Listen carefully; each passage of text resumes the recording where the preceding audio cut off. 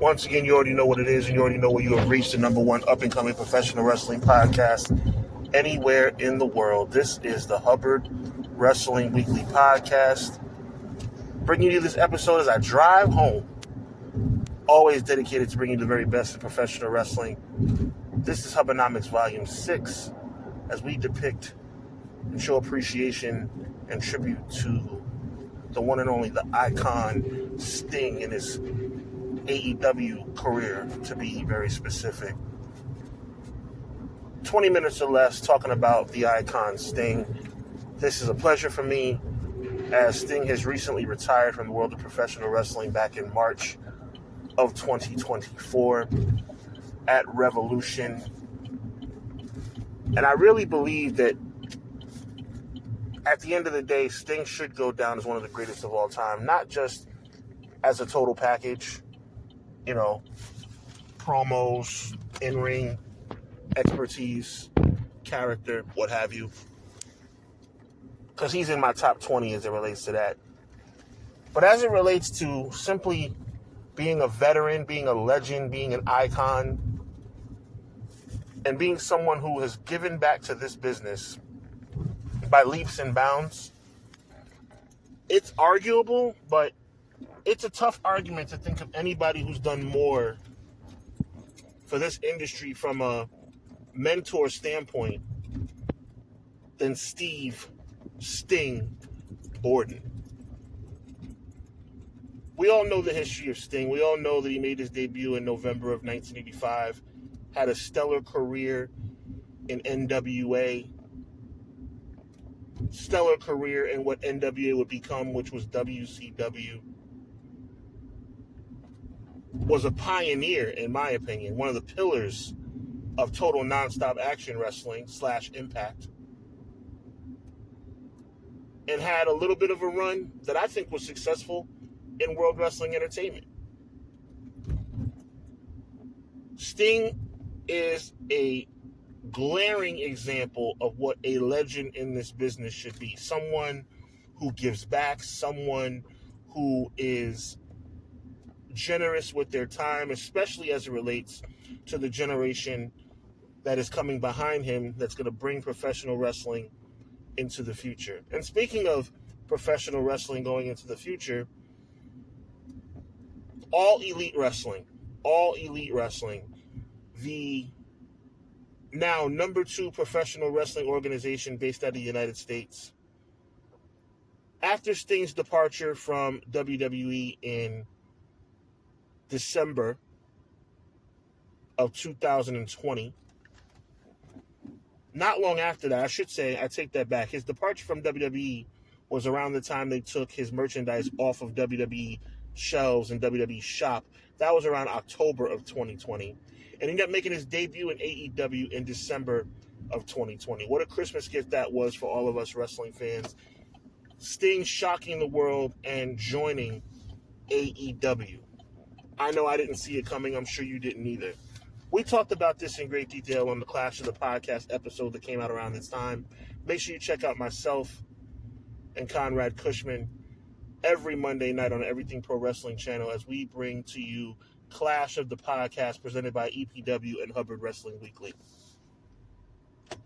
And when I think of the impact, no pun intended, that Sting made by arriving on the scene,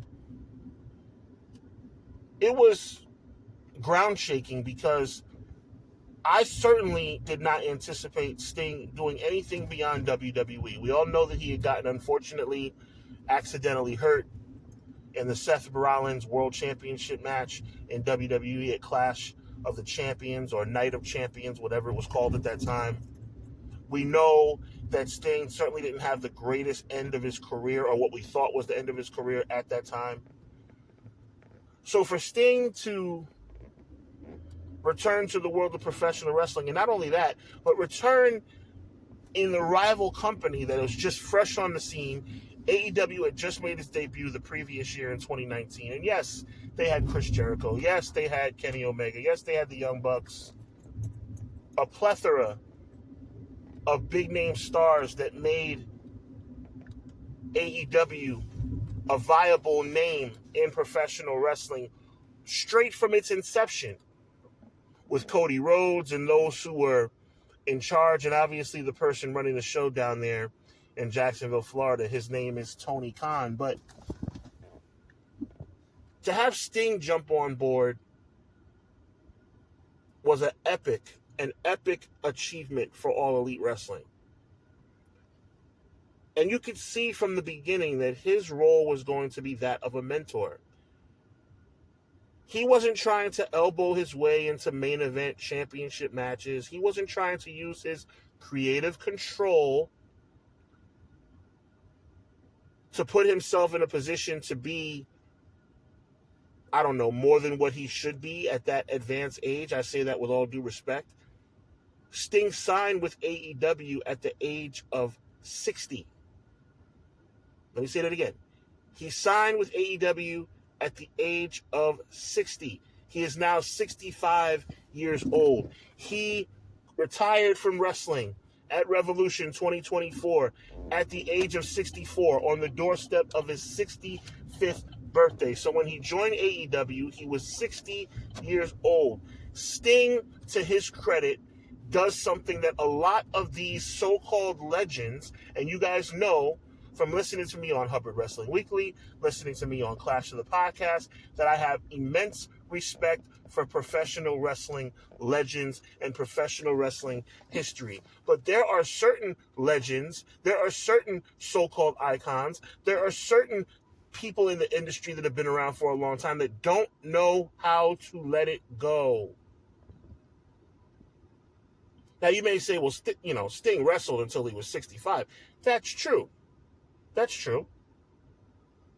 But Sting was imparting wisdom on the then executive vice president of AEW, Cody Rhodes. He was imparting wisdom into his protege, Darby Allin.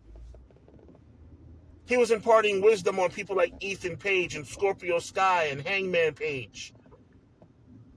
Swerve Strickland, who he had an amazing match in front of thousands and thousands of people at Wembley Stadium. Imparting wisdom on the future of this business so that there will be a business for us to enjoy after Sting retired. That was Sting's goal. That's why he signed with AEW, to put the business in a better position than when he came in almost 40 years ago. That's what being a legend is all about. Being a legend is about being willing to pass the torch, not having it have to be ripped away from your hands. Not having it to be pried out of your fingers. A true legend knows how to give the torch away, pass the torch away, because it is not just about you. It's about the business. Sting has always understood that. If you ask Steve Borden to this day what he felt about being in TNA, and we're talking about 20 plus years ago,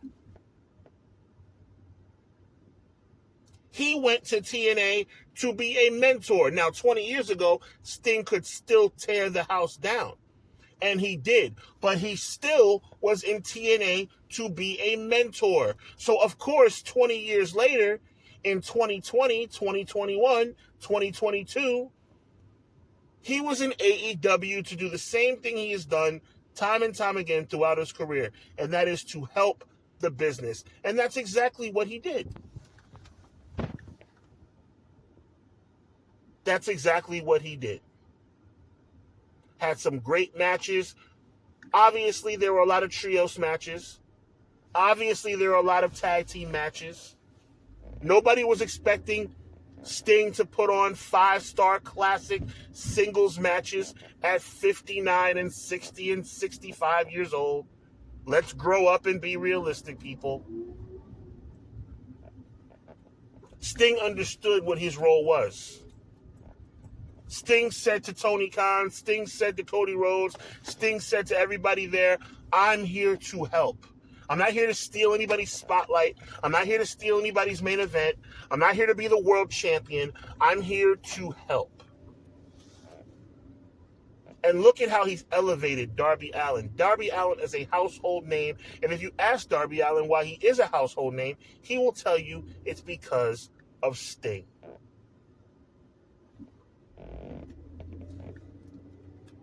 Like I said, Sting wrestled Swerve Strickland in a casket match in Wembley Stadium last year at All In. It was unbelievable. Sting, even at 64 years old, doing moonsaults and dives off the top rope and dives into the stands.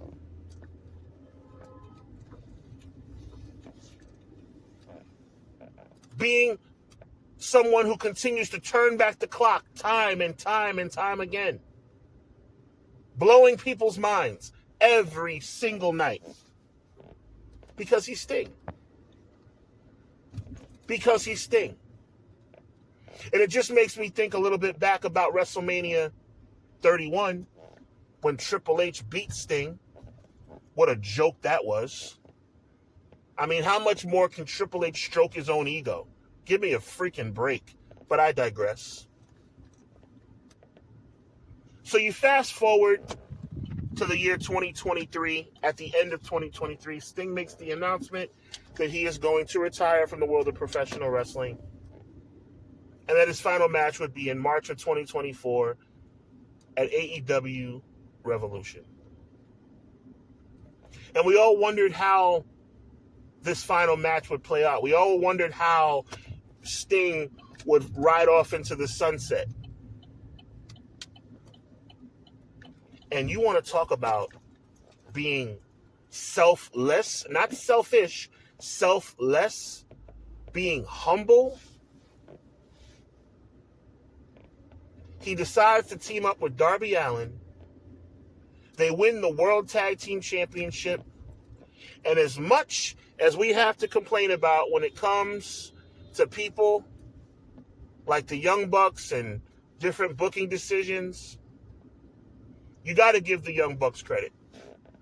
Because the Young Bucks could have pulled their creative control card. The Young Bucks could have pulled their executive VP card and say, nope, you're going to go out the way everybody goes out in the world of professional wrestling. When you're leaving, when you're retiring, when you're changing companies, whatever the case may be, you lose on your way out. And under normal circumstances, that is the right thing to do.